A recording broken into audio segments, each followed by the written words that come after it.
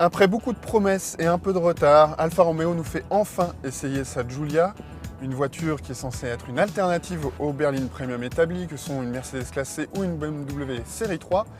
Le premier contact avec cette italienne n'est pas forcément très bon d'ailleurs. Il rappelle certes une BMW série 3 mais d'il y a 5 ans. Quand on démarre le moteur, un diesel ici, eh bien, ça vibre un peu trop. Et pour cause, en fait, le moteur est en position longitudinale. Donc au démarrage, il y a un peu de moment de couple et du coup ça fait vibrer la voiture, c'est un brin agaçant. Et si le moteur est ici en position longitudinale, c'est parce que cette Alfa Romeo est une propulsion. Et oui, la Giulia repose sur une toute nouvelle plateforme.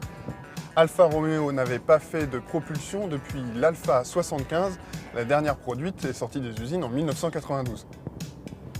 La marque italienne nous avait du coup promis monts et merveilles à la présentation statique de cette Giulia, comme quoi elle était sensationnelle à conduire, parfaitement équilibrée, très dynamique. Eh bien, c'est plutôt le cas, effectivement. Cette propulsion est très équilibrée, très rassurante, mais pour autant très agile, notamment grâce à sa direction. Elle est très légère et surtout très directe. Il faut d'ailleurs s'y habituer lors des premiers kilomètres. On a un peu l'impression de se jeter vers les trottoirs au premier rond-point, mais on s'y habitue vite. La voiture paraît d'autant plus dynamique, d'autant plus maniable, facile à conduire, mais pas ennuyeuse pour autant. Pour parfaire le tableau en quelque sorte, l'amortissement s'avère très abouti. On n'a pas remarqué de percussions notables, ni de trépidation. Il faudra vérifier cela à Paris, mais on profite d'un bon confort sans que pour autant le comportement se dégrade. Ici, on a une voiture essayée en version diesel avec le 4 cylindres, donc 2 litres de diesel, un moteur qui fait 180 chevaux et nous on l'essaye ici avec la boîte auto à 8 rapports. Alors, je parlais de l'acoustique tout à l'heure qui est franchement perfectible. Malgré tout, après à l'utilisation, ce moteur est plutôt agréable. Avec la boîte auto, il n'y a pas de creux notable, c'est linéaire, ça accélère plutôt fort. Avec 180 chevaux, on a vraiment l'impression qu'ils y sont. Donc le tempérament mécanique de cette voiture s'associe bien à son comportement routier.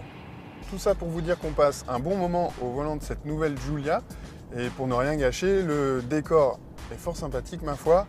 En tout cas, au premier regard, on retrouve ici les deux gros compteurs de forme cylindrique.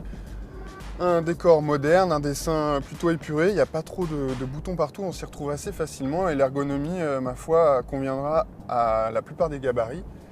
Après, quand on regarde dans le détail, c'est quand même... Il y a des choses à redire, notamment à propos de certains plastiques franchement durs et rustiques. On a coutume également de s'attarder sur quelques détails d'ajustement. Eh bien là, il y a parfois des matériaux qui ne sont pas ajustés du tout. C'est un peu sévère, mais c'est le cas et c'est pas forcément bienvenu sur une voiture qui frôle les 40 000 € ici dans cette version. Pour se consoler de ce manque de raffinement, on peut éventuellement noter en revanche la présence en série de systèmes de sécurité à la mode, comme l'alerte de franchissement de ligne ou le freinage d'urgence autonome en ligne.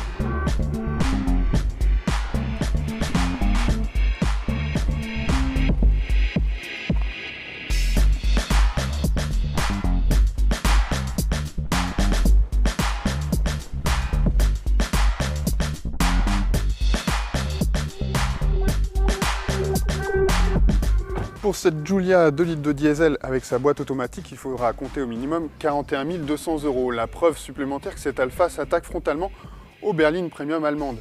Elle ne les égale pas tout à fait sur quelques critères objectifs comme la qualité de fabrication ou encore l'insonorisation.